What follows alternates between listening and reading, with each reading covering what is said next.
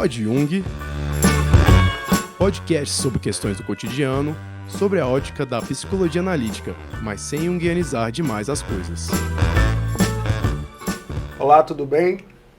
É um prazer ter você aqui novamente e hoje eu trago você para discutirmos um assunto que é muito importante, que é o nosso futuro principalmente enquanto nação, enquanto povo. E nós sabemos que uma das principais formas de melhorarmos esse futuro é a partir da educação.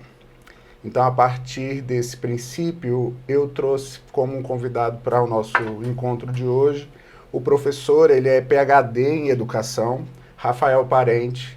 É um prazer te receber aqui, Rafael. Obrigado, João. O prazer é meu. É sempre bom conversar sobre a importância da educação, a importância da gente falar sobre o desenvolvimento das nossas crianças e jovens, né, de encontrar o potencial que cada um tem de melhor, não só das crianças e jovens, mas de todo mundo. Porque normalmente a gente fala muito que, a gente sempre falou, né, historicamente, o Brasil como um país do futuro e esse futuro que não chega. Né? Por que esse futuro não chega? Porque ele não vai chegar se a gente não compreender que a educação precisa sair dos palanques, dos discursos e, de fato, ir para a prática, da gente, de fato, conseguir priorizar a educação nos nossos recursos, nos nossos investimentos e, de fato, conseguir oferecer uma educação que seja excelente, que seja a melhor possível para todas as crianças e jovens e não só para alguns. Você já traz nessa introdução um aspecto que eu acho que é fundamental nessa reflexão, que é pensarmos que é na escola onde vão despontar os principais talentos, e talentos que são inatos de cada criança, de cada jovem, né? A educação doméstica, esse convívio mais distanciado da escola, ele vai fazer com que muitas vezes as pessoas acabem herdando potências e talentos dos que já estão por perto e tal. A escola é capaz de abrir esse universo, não é verdade? E tem uma questão, João, que é assim, também, de acordo com a classe social de cada um, a criança e o jovem, eles têm mais ou menos estímulos em casa e mais ou menos apoio dos adultos. Então, existem pesquisas no mundo todo que mostram que as crianças ricas, elas já entram na creche sabendo muito mais palavras do que as crianças pobres. Por quê? Porque desde o dia 1 da vida delas, elas já estão escutando um número maior, uma quantidade maior de palavras. Elas são expostas a um número maior de palavras. E aí quando elas entram já, quando elas pisam na escola, elas já estão numa vantagem. Porque já que elas sabem mais palavras, elas têm mais possibilidades de aprendizado. Para elas aprender é mais fácil, você entende? E aí o jacaré vai só abrindo a boca, porque quanto mais eu sei, mais fácil é para mim aprender outras coisas. Enquanto que quanto mais limitado é o meu conhecimento, é a minha cultura, é a quantidade de palavras que eu sei, a minha capacidade de interpretação ou de criação de um pensamento lógico-matemático, de abstrações, de criação de hipóteses científicas, mais difícil é para mim aprender novas coisas. Ou seja, quanto mais pobre e também quanto mais preta é uma pessoa, mais dificuldades ela vai ter na escola. Principalmente por conta da nossa herança de uma colonização que barbarizou uma população. Essa população preta, ela chega no país de uma forma terrível e ela não consegue ascender dentro dessas perspectivas, né? Não só os escravos africanos, mas os escravos indígenas, os povos originários que também foram massacrados e escravizados. Então a forma de colonização portuguesa, que de fato foi uma colonização que visava explorar simplesmente.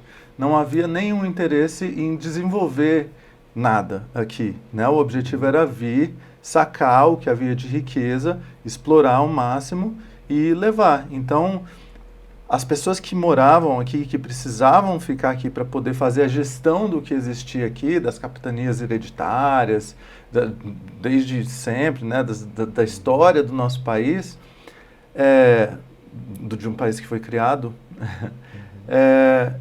elas mandavam seus filhos para estudar em Portugal.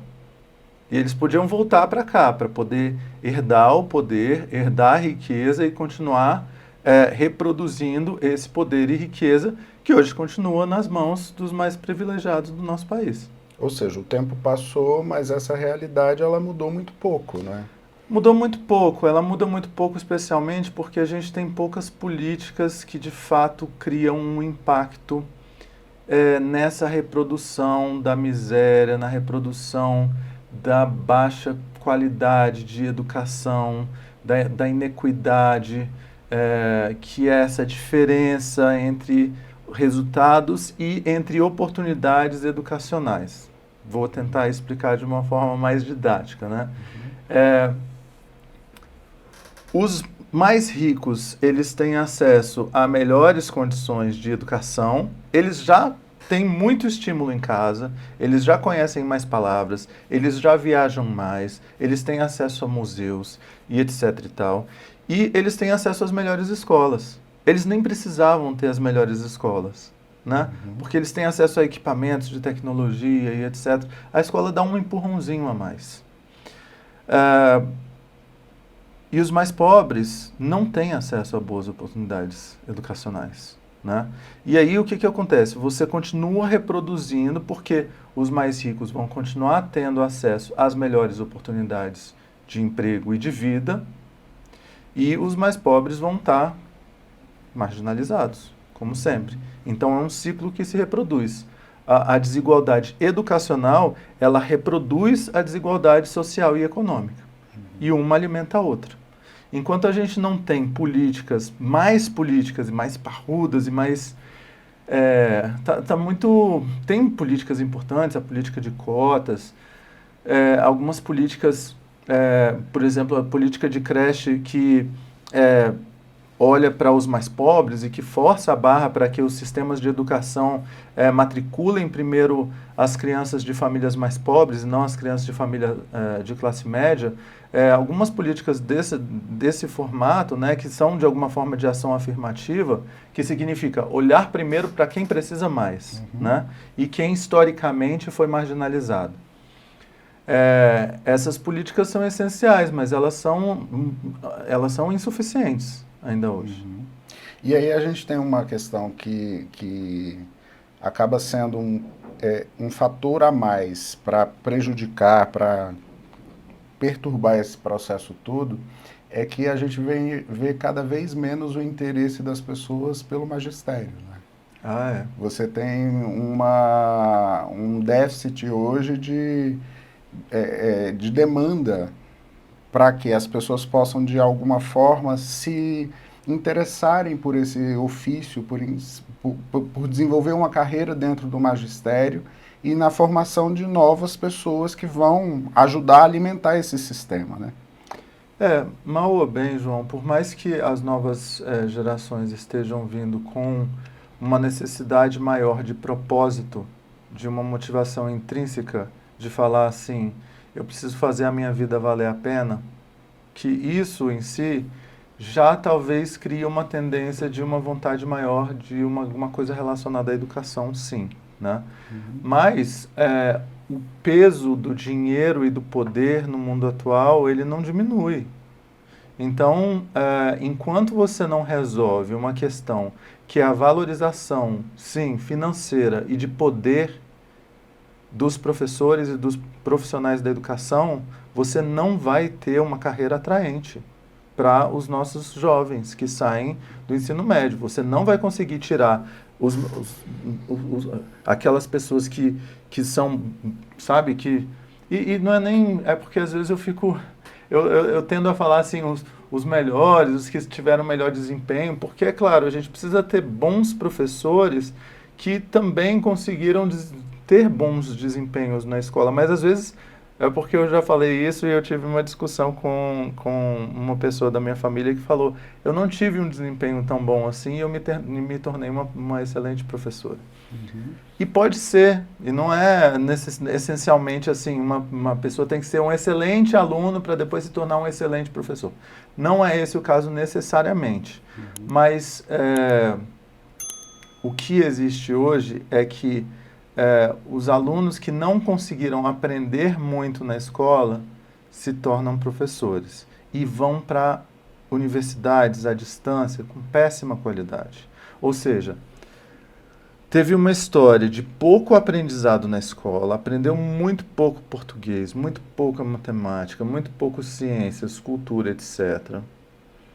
Tem uma péssima formação para ser professor e vai dar aula. Enfrentar toda a complexidade de uma escola pública brasileira. Que é altamente complexo. Caótica. Né? Por todos os fatores. Sim, especialmente pela falta de investimento e falta de priorização política. E é pensar que essas mesmas pessoas vão acabar ascendendo muitas vezes na carreira e ocupando papéis de gestão também dentro dessas escolas e não vão saber muitas vezes nem encaminhar para que aquele sistema possa se melhorar, né?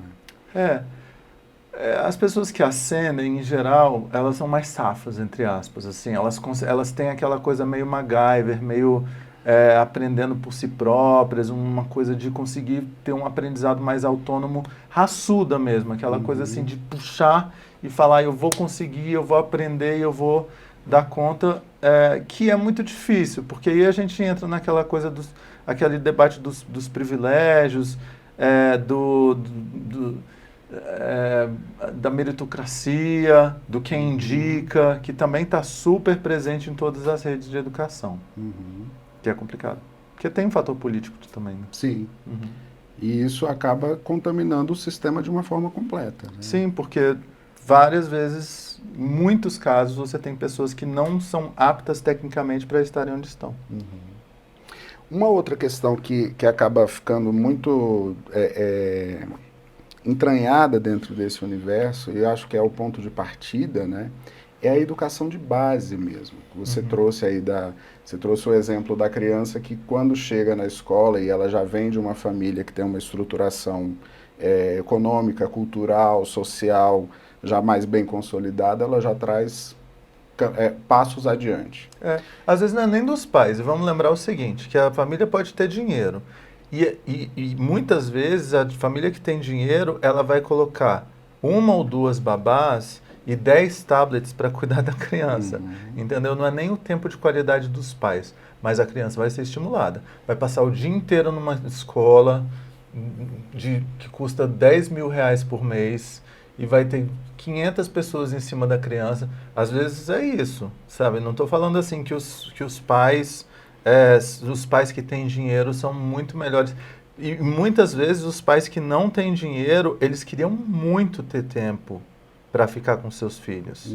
Mas eles não têm esse tempo. Às vezes, muitas vezes, qual a porcentagem, que é muito grande, de mãe solo, né? Que o pai abandonou, a mãe tem que trabalhar o dia inteiro e à noite tem que dar conta da casa. Como é que vai fazer alguma coisa?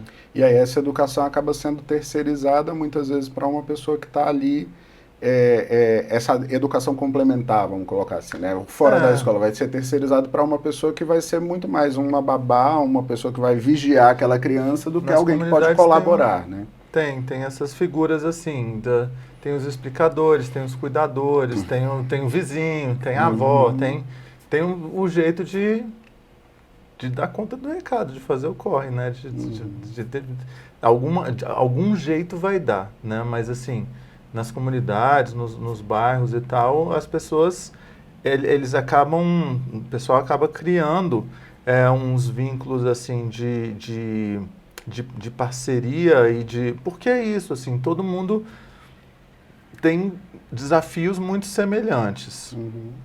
Então, um ajudando o outro ali. E aí ganha uma graninha. A vizinha que fica com 10 crianças ali à tarde ganha uma graninha para poder ficar cuidando. E às vezes ficar cuidando é ligar uma TV e ficar de olho, só para ninguém se matar. E aí é interessante também a gente pensar que nesses núcleos, se a gente tem uma gestão mais eficaz de educação, de uma forma mais ampla, trazer para esses núcleos a possibilidade de desenvolvimento de, sei lá, aula de reforço, ou de uma educação mais assistida, isso pode ser uma forma de reverter esse quadro também, né?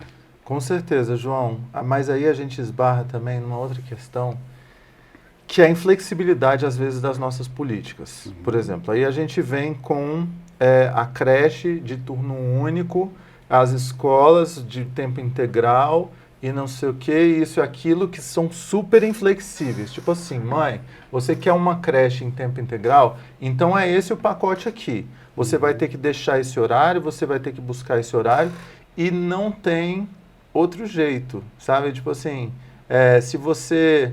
A gente não quer saber o horário que você entra no trabalho, não quer saber o horário que você sai, não quer saber, assim, se você trabalha todos os dias ou alguns dias, não, é inflexível, sabe?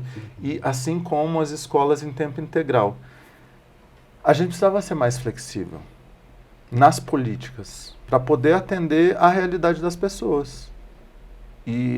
Porque não tem como. É isso, assim, às vezes tem famílias que preferem não colocar em creche em tempo integral porque não tem como atender aquele horário ali que a creche impõe, né? E que se fosse uma coisa flexível do tipo, olha, mãe, tá aqui a creche e vai ter gente aqui. E aí você pode trazer sua filha entre esse horário e esse horário, a gente vai estar funcionando aqui.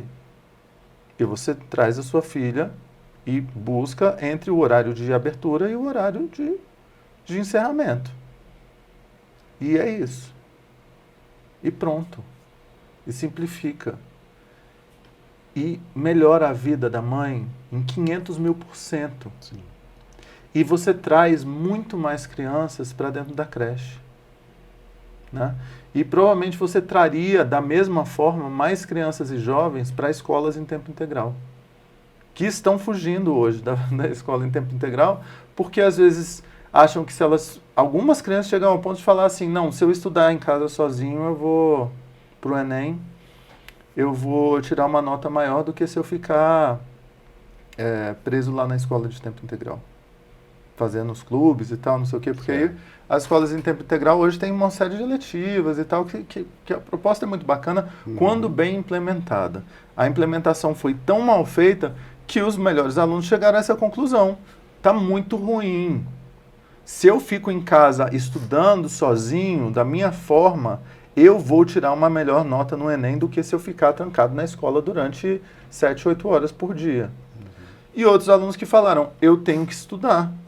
Na verdade, a maior razão, eu tenho que estudar, eu tenho que trabalhar.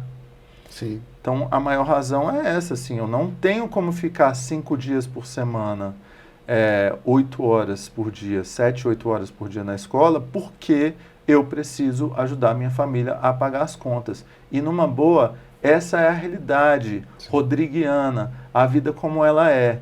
Não tem como a gente, os bonitos, dentro do ar-condicionado, dos gabinetes, dos legisladores que desenham as políticas, acharem que a gente está fazendo uma política para as pessoas que estão lá no chão da comunidade, no chão, vivendo as suas vidas, se a gente não olha para a realidade delas. Sim.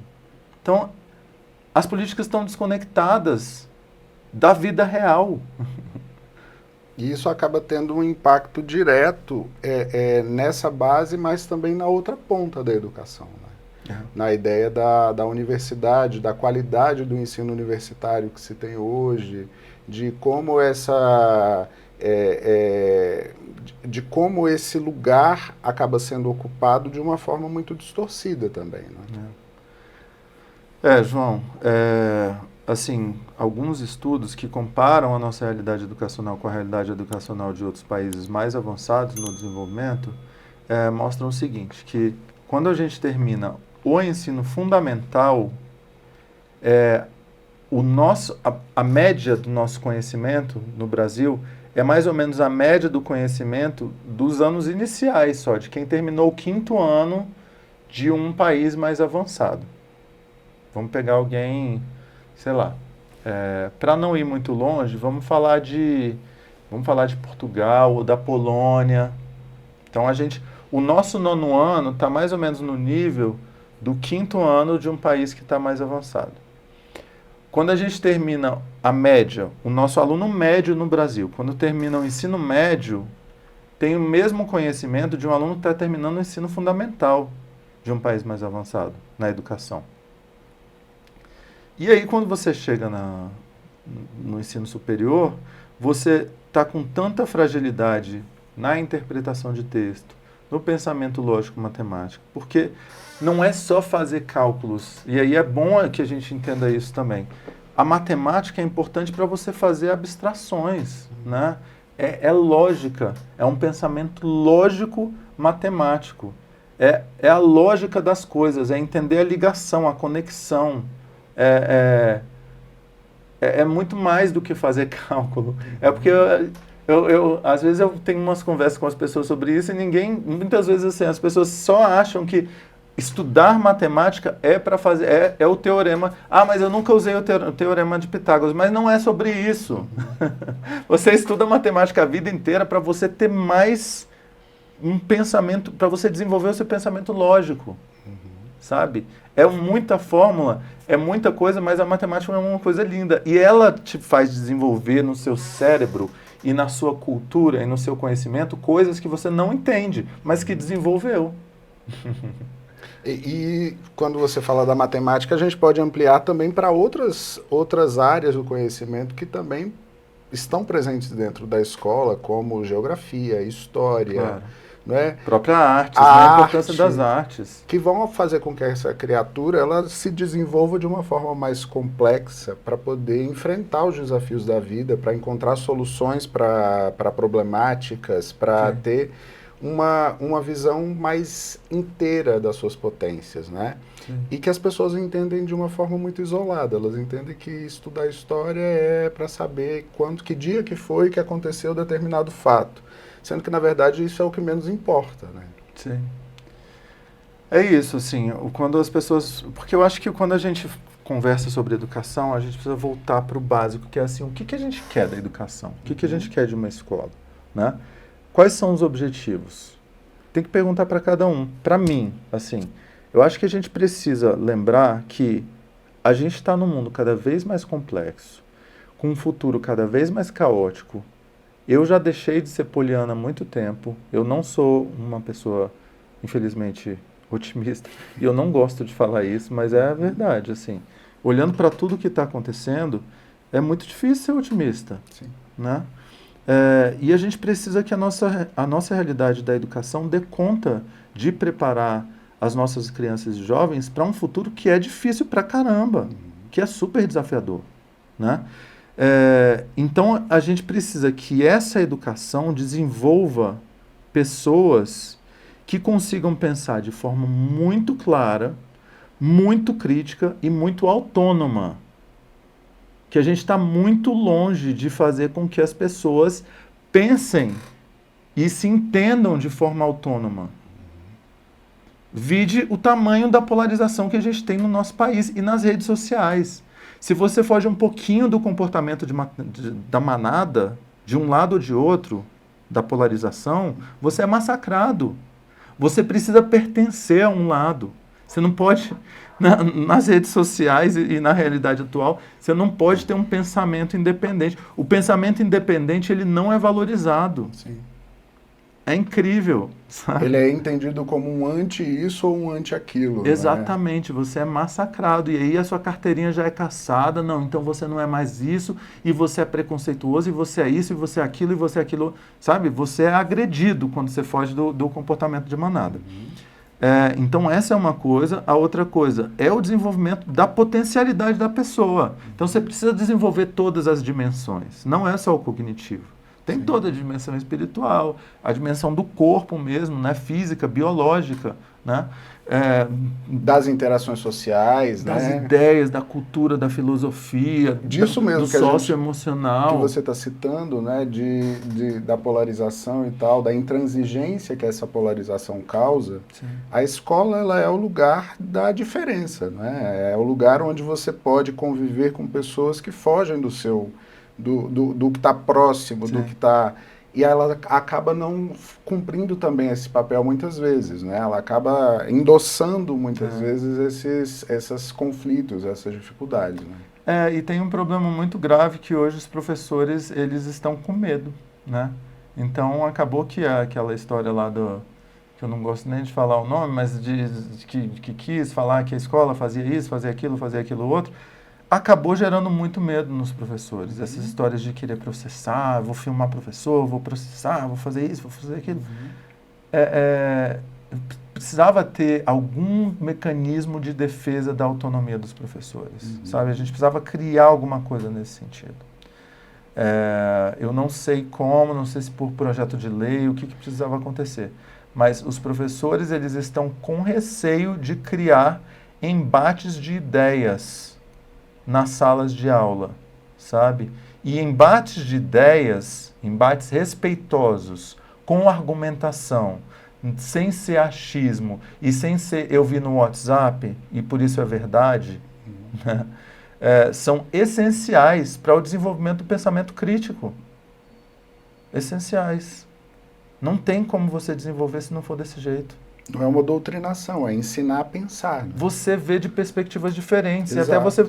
agora você vai defender esse lado. Parou, agora você vai defender o outro. Sabe? Tentar se colocar. Agora você vai olhar pelo lado azul. Agora você vai olhar pelo lado vermelho. Agora pelo amarelo. Porque aí você força a sua mente a entender que o mundo é muito mais complexo do que simplesmente um 880. O mundo é cinza pra caramba. E é a partir disso também que muitas vezes a criança ou adolescente ele vai encontrar possibilidades que ele não imaginava dentro de si para poder lidar com conflitos, para lidar com dificuldades ou para encontrar soluções, né? E que isso vai gerar o profissional do futuro nas mais diversas áreas. Sim. Né? Vai pegar aquilo que a gente está chamando aqui de potência e vai colocar essa potência em ação. Sim. Vai fazer com que isso se desenvolva dentro dessa criança, desse adolescente, e para que ele possa ser um profissional aplicado no futuro, para que ele possa encontrar os seus campos de interesse, os seus nichos de interesse e focar naquilo, encontrar a ideia, por exemplo, da profissionalização, né, dos cursos profissionalizantes, de cursos técnicos e tal, principalmente quando a gente pensa nesse país que é tão grande e tão com uma divergência tão grande entre os extremos, esse lugar também pode ser um lugar interessante, né? Verdade, só tem um problema. A inteligência artificial está vindo para mudar tudo. Então, a gente tem que entender também, até eu estou avaliando com o Caio Dib, a gente escreveu aquele livro Como Educar Famílias para Futuros Desafiadores, que foi um sucesso de vendas, ficou em primeiro lugar na Amazon durante algumas semanas. A gente tem duas ideias assim que eu não sei qual que é a melhor, mas como educar famílias sobre desinformação ou como educar famílias sobre inteligência artificial. Porque, João, a gente precisa pensar que a realidade próxima é uma realidade de impermanência profissional. Que você precisa estar preparado para mudar completamente a sua atividade. E que você precisa conseguir ter, mais ou menos como era no passado, que o Leonardo da Vinci fazia 500 coisas e que era normal você ser um filósofo, você ser um escultor e você era médico também. Sabe? Então, mais ou menos, a gente vai precisar voltar para aquela história. Não vai dar para ser só mais uma coisa. Essa história que a gente tinha antes de especializa, especializa, especializa, especializa, especializa. Eu acho, eu não tenho como, eu estou falando assim de achismo mesmo, assim, do que eu estou observando, de futurologia aqui, tá? Mas que essa coisa, com a inteligência artificial vindo e tomando uma boa parte dos empregos. Eu estava vendo, por exemplo, que o NVIDIA apresentou, a empresa NVIDIA, né, apresentou os robôs enfermeiros, que custam 9 centavos de dólar por hora. E que tem potencial para acabar com os empregos dos enfermeiros e das enfermeiras. Há milhões de questões éticas e filosóficas para serem debatidas nessa questão. Porque óbvio que uma coisa é um atendimento humanizado por um ser humano e outro é um atendimento feito por um robô, né? Mas a gente precisa debater, a gente precisa entender a realidade e a vida como ela é. A gente não pode fugir das verdades e dos fatos do que estão acontecendo. Então, isso precisa ser debatido na escola também. Que o futuro do trabalho, da empregabilidade, das profissões, vai ser muito diferente do que ainda existe hoje. Até por uma coisa da gente não estar conseguindo mudar. E aí, obviamente, a educação também vai ter que passar por uma transformação radical. Né? A educação já deveria estar se adaptando de uma forma muito mais acelerada do que está. Porque existe uma pesquisa para isso que eu achei muito interessante, que ela foi considerada a área educação, né? Na pesquisa colocou indústria educacional, achei horrorosa essa palavra, mas a área educacional, ela é considerada extremamente conservadora, no sentido de difícil de mudar, de se ressignificar. Ela é mais difícil do que, aí eles compararam a indústria carvoeira, do carvão. É mais fácil você mudar uma indústria do carvão do que a indústria... Óbvio, né? Assim, a área educacional é uma área de formação de pessoas. Então, e ela lida com tantos atores diferentes e com tantas complexidades e ações que falam sobre o subjetivo, né, que é muito difícil você ressignificar tudo de uma vez, né? Principalmente num mundo onde a gente vê a sensação que dá é de um retrocesso em diversas áreas, né? Assim, de um conservadorismo muito grande em torno de diversos temas, de pessoas muito resistentes a conquistas como vacinação, por exemplo, que é uma conquista muito importante que salvou famílias de contextos miseráveis, de perdas, de mortes, de sequelas, e isso retroceder de uma forma tão atroz, lidar com tudo isso e pensar numa educação que também está dentro desse contexto, né, que também muitas vezes é chamada a caminhar para trás, a entender certas coisas de uma forma negando avanços da ciência, negando constatações e soluções que a ciência já tinha dado para determinadas coisas, acaba também ficando muito complicado. Mas aí tem uma questão que está na nossa incompetência de também comunicar bem sobre esses avanços, sobre a história, de educar a população. Não só informar, né? Mas a nossa população, e aí de novo, falando de todos os estratos sociais e econômicos, não lê. Só lê rede social. Zap, né? Essa população, ela é altamente manipulável. Então, qualquer propaganda bem feita que vai receber por WhatsApp, ela vai ter um impacto. E quem está fazendo isso muito bem, por exemplo, é o movimento anti-vacina. Então você vai ter um impacto gigantesco. E a gente que sabe da importância das vacinas, sabe da história do movimento de vacina, sabe quantas vidas já foram poupadas, né? A gente não faz o suficiente. Não existe um movimento organizado que seja que contra-ataque, sabe? Não tem. E de onde partiria essa iniciativa? Assim? Como é que a gente pode pensar nisso, numa tentativa de reverter esse movimento que está vindo como uma enxurrada mesmo e com muita potência? O que dá para fazer? João, eu já conversei com muita gente sobre isso. Já conversei com entidades da sociedade organizada, com políticos, com empresários, sempre levantando essa história. E muita gente já está falando sobre isso. Nós precisamos organizar a comunicação, organizar movimentos de educação. Não é só informação, é educar a população. Educar a população sobre o que é verdade, o que é verdadeiro, sobre a nossa história, sobre o que aconteceu em vários sentidos. Sim. É educar sobre a verdade, é contar a verdade, né?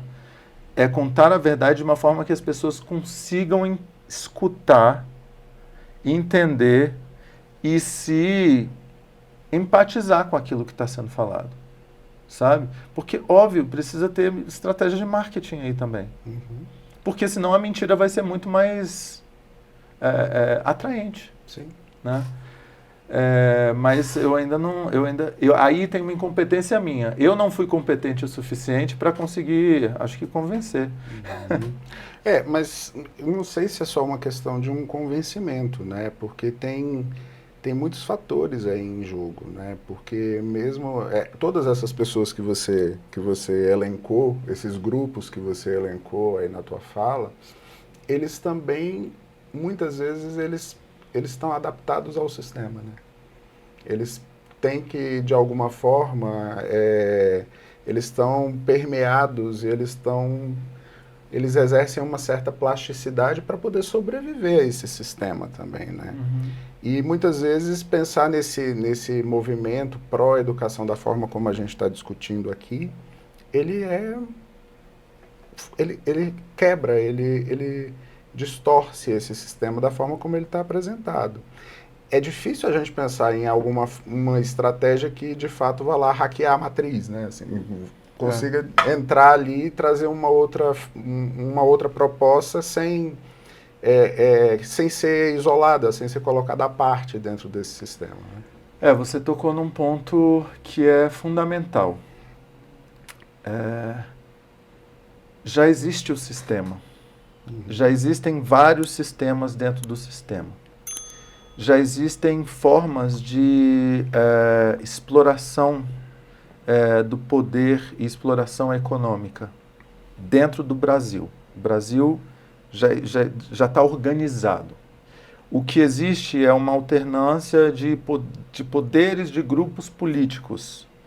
Mas os grupos políticos, eles entram e eles mexem muito pouco, quase nada, com esse sistema de exploração social e econômico. Existe alguma mudança aqui e ali, mas assim, mudança, qualquer coisa que seja muito... óbvio que a gente não pode negar que, poxa, por exemplo, nos governos Lula, a quantidade de pessoas que foram retiradas da miséria, a quantidade de pessoas que passaram para a classe média, a quantidade de pessoas que passaram... os avanços na educação também, a gente teve avanços incríveis na educação. O Fernando Haddad, para mim, que agora é um super ministro da Fazenda, também foi um super ministro da Educação. Então, assim, existem avanços importantes, mas existe um sistema que está posto, inclusive pelas esferas de poder, os ministérios e tudo, que estão associados e corrompidos pelos sistemas econômicos. E esse link ninguém consegue quebrar. E aí é muito difícil você trazer qualquer coisa que desafie o sistema. Especialmente a educação, né? Porque a educação é o que de fato faz com que a população olhe para as coisas de uma outra forma e questione e contrarie interesses e de alguma forma vá provocando uma mudança gradual, onde esse tal desse sistema ele ficaria comprometido. Então, assim, até quanto eu solto a linha, né? Assim, até que ponto eu já começo a puxar de volta, porque se for muito longe também, acaba sendo comprometedor a isso que é muito conveniente. Infelizmente, mas estruturalmente é muito conveniente, né? As estruturas hegemônicas do país. Sim. Fica difícil pensar em um investimento de uma educação que faça a pessoa enxergar mais longe, que faça a pessoa questionar determinadas coisas, porque isso mudaria o futuro de daqui a 10 anos. Como a gente ainda não saiu das capitanias hereditárias, né? Assim, as coisas elas só vão mudando um pouco de nome, um pouco de cara, mas esse sistema ele não se abalou até aqui, né? É difícil. Né? Existem simplesmente grupos que são organizados e que planejam bem e que se organizam bem e que vão se infiltrando dentro desses sistemas, né? E aí existem também essas questões dessas misturas que a gente não tinha muito no passado e que a gente passou a ter, por exemplo, de influências religiosas na cultura, na economia e na política. Que também é uma outra coisa que está muito presente dentro das escolas. E que acaba sendo muito comprometedor. Né? Sim, Dentro porque a gente não tem, eu acho, uma noção ainda muito real, a gente precisa pesquisar mais sobre isso, mas o impacto que essa mudança que foi trazido pelo crescimento das igrejas neopentecostais no Brasil, trouxe para a cultura brasileira e para o comportamento público em geral, né? E aí eu posso só dar alguns exemplos relacionados às escolas. Você tem formaturas, por exemplo, que praticamente todas, se não todas as músicas, são músicas religiosas das igrejas protestantes ou crentes, né? E você tem crianças que pertencem a outras religiões, especialmente as religiões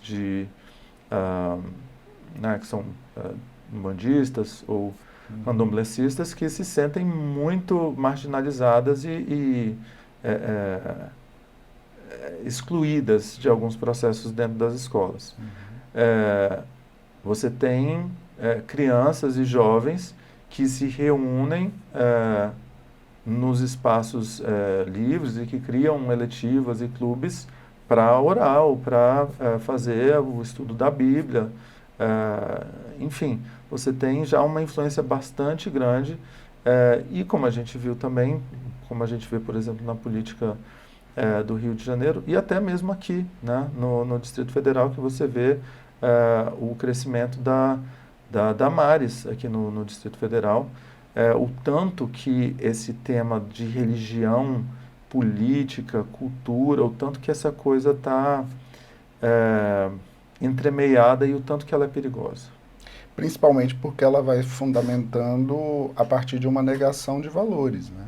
Então você tem uma série de valores que são valores nacionais, que são valores genuinamente brasileiros, que vão ficando à margem, que vão sendo colocados à parte, para que essa cultura que se desenvolve, ela se instale de uma forma onde as outras possibilidades vão sendo abafadas, vão sendo demonizadas, vão sendo colocadas em escanteio, né? Como é que a gente pode pensar na formação da nossa nação se a gente colocar coisas que são essenciais, como a cultura indígena, a cultura afro-brasileira? Se a gente colocar isso de lado, como é que a gente se constitui, como é que para de pé? Né? Eu acho que um fator dos mais preocupantes é de fato esse empobrecimento cultural. E por que existe esse empobrecimento cultural? Porque a gente, de uma forma ou de outra, não tão organizada, não tão clara, mas existia algum sentimento de que a nossa diversidade no Brasil era uma força e era um orgulho, era algo que nos nutria e que nos fazia crescer. isso era algo que era compartilhado, era um ideal, era uma ideia compartilhada pela população. Existia o sincretismo religioso. Por exemplo, a gente vai lá na lavagem do Senhor do Bonfim, Salvador. As pessoas se vestem de branco na passagem de ano. Sim. Né? Isso é a maior representação de quanto essas culturas elas estão entranhadas dentro do povo brasileiro. É a história do Brasil, né? A nossa história é de sincretismo, de miscigenação, de mestiçagem, de mistura. A nossa história do Brasil, nós somos um povo misturado. Não somos um povo que cada um ficou no seu quadrado e excluindo e xingando o outro. Nós não somos esse povo. Isso não é nosso. Isso é uma coisa importada. Isso é uma ideia importada. É um comportamento que não é nosso. E aí, quando você traz esse tipo de comportamento e esse tipo de ideal como algo que eu tenho esse comportamento e eu tenho esses valores e essa religião e o meu é o correto e o seu não presta e você está condenado, você condena também não só a tolerância, mas o respeito à diversidade. Sim. E o orgulho à diversidade. E a alegria de ser diverso. E aí você detona a riqueza brasileira. E estruturalmente você vai mexer nas bases da educação, junto com tudo isso, né? Porque a história vai ser contada de um outro jeito, porque o pensamento vai ser determinado de uma outra forma, porque o que é aceito, o que não é aceito, vai ser replicado muitas vezes dentro dessas estruturas educacionais, principalmente das mais periféricas. Quando você pega um professor que tem uma ideologia inclinada para isso, ele vai censurar o que pode e o que não pode. Qual o acesso que aquela criança vai ter a determinados conteúdos. Né? E é muito importante que os professores todos, e é isso, assim, não pode, assim, óbvio, não existe neutralidade. Eu tenho um tipo de pensamento aqui. Qualquer coisa que eu fale vai ser carregada de ideias, vai ser impregnada, né, de coisas. Né? Não tem neutralidade, não existe. E essa tem que ser uma preocupação dos professores. Os professores precisam expor os seus alunos a ideias, conceitos e perspectivas diferentes. Porque eu não posso querer reproduzir nos meus alunos um pensamento que é meu, uma conclusão que é minha, uma forma minha de ver o mundo. Isso é meu. Eles têm que construir a deles. Eles têm que ter um pensamento crítico, autônomo, claro, que é deles, não é o meu. Se eu quero reproduzir neles, eu não estou desenvolvendo um pensamento crítico. Eles têm que questionar o meu pensamento. Eles têm que questionar o que eu estou falando. Eles têm que me colocar na parede. Sabe? E é isso, assim. A gente precisa também que os professores entendam isso. E acaba sendo mais difícil, né? É muito mais difícil, dá muito mais trabalho. Educar dá um trabalho do caramba. Por isso que é muito mais fácil proibir. Né? Tá dando trabalho, proíbe isso, proíbe aquilo, proíbe aquele outro. A gente vive numa sociedade que proíbe e pune bastante. Por quê? Porque é muito mais difícil você sentar, você conversar, você conscientizar, você empatizar, você olhar no olho, criar afeto. E, por outro lado, a gente vê a realidade de professores que, muitas vezes, em iniciativas muito particulares, muito individuais, tanto nos lugares mais periféricos, quanto em outros nichos dentro da sociedade, eles, por uma iniciativa própria, conseguem acender um farol. Sim. Né? E de um exemplo tão positivo, eles acabam virando multiplicadores de um olhar muito mais crítico, de um olhar muito mais progressista em torno da realidade daquelas crianças e de uma perspectiva de futuro. isso também é louvável, não é? É algo que iniciativas como essas elas merecem de fato um investimento. Né? Claro. A gente tem professores excepcionais espalhados pelo Brasil e que muitas vezes, na maioria das vezes, eles não têm o reconhecimento. Pelo contrário, eles fazem um trabalho excepcional apesar do sistema. Eles brigam muito com todo o sistema para conseguirem fazer um trabalho excepcional. E muitas vezes o que acontece é que um professor chega com muito gás, ele está lá fazendo o trabalho dele, ele está lá raçudo, batalhando, leva coisa com o dinheiro dele, faz, briga com meio mundo para conseguir fazer e tal, e chega uma hora que ele cansa, porque ele é punido, porque ele é perseguido, porque ficam apontando o dedo para ele e falam: ei, chega, para de querer ser estrelinha, volta para cá, sabe? Para de levantar essa barra, deixar essa barra alta demais. Tá querendo o quê? Você tá querendo aplauso? E aí ele cansa. E aí ele vai ser mediano e medíocre, que nem os outros.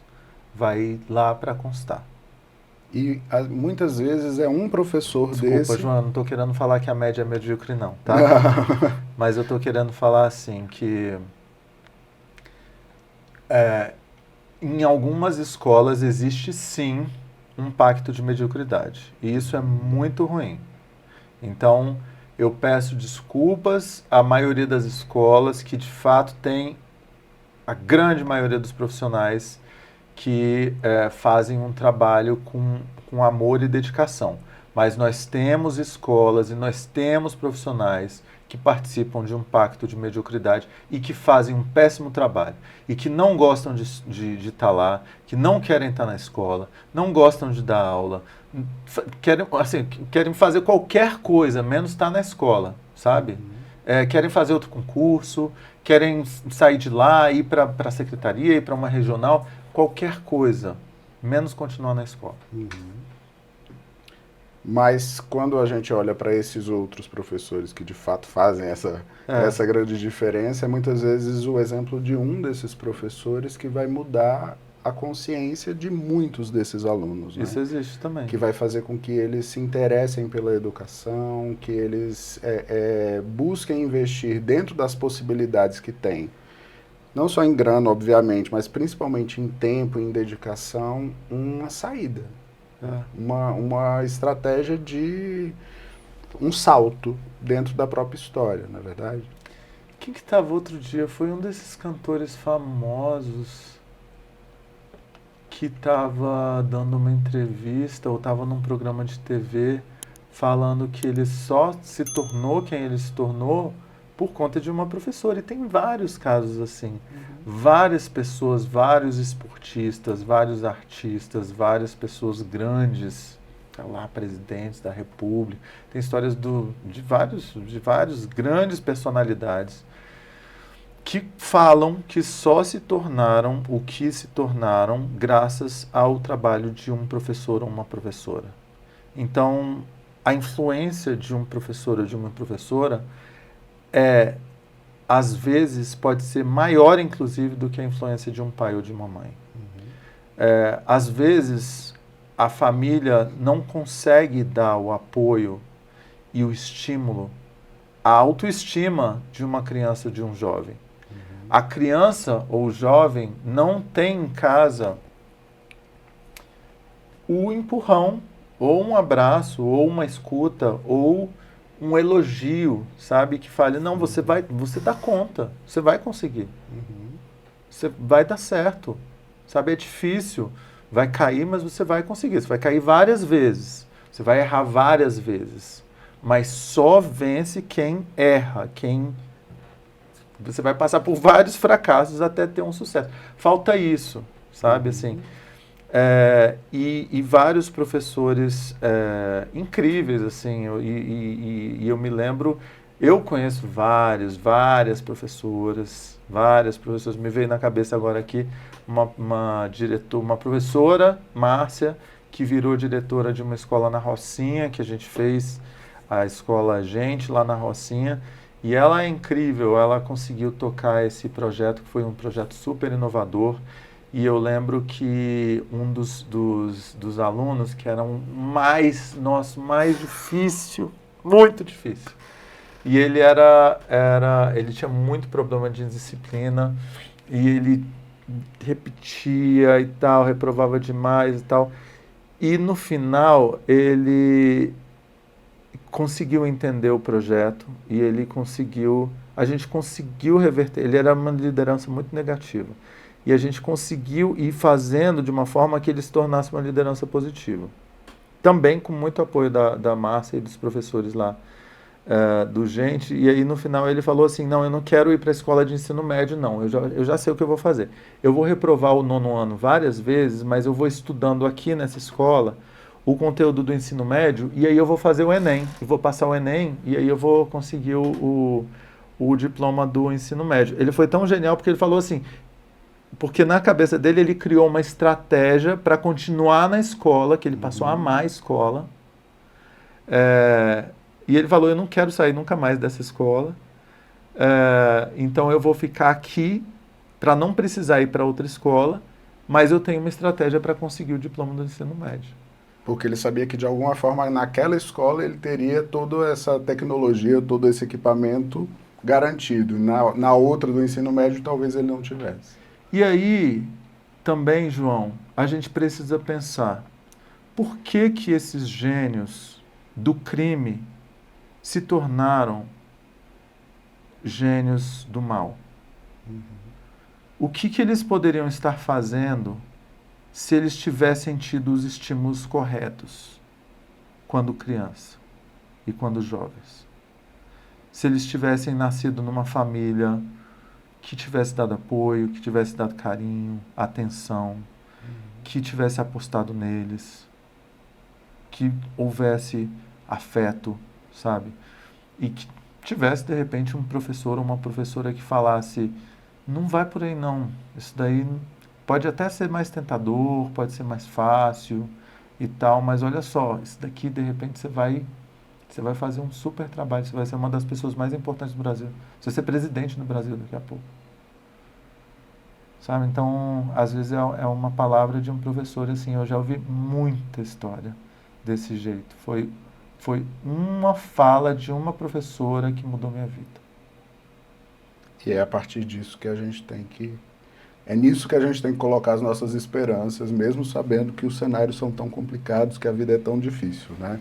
É isso aí. Rafael, eu agradeço demais a tua presença aqui, a tua generosidade, João, compartilhar esse assunto conosco, e que você possa seguir sendo farol para outros, seguir como farol para outros professores que também podem olhar em você esse exemplo, né, de alguém que, por mais que tenha esse olhar realista, né, de entender que não está fácil, que não vai ser fácil, mas que a partir de um, a partir de outro, a vida pode ascender de uma forma diferente, né? Obrigado, João. Me senti super bem aqui, adorei participar. E acho que a gente tocou em vários temas que são bastante importantes. Depois vou querer assistir. Espero que muita gente assista.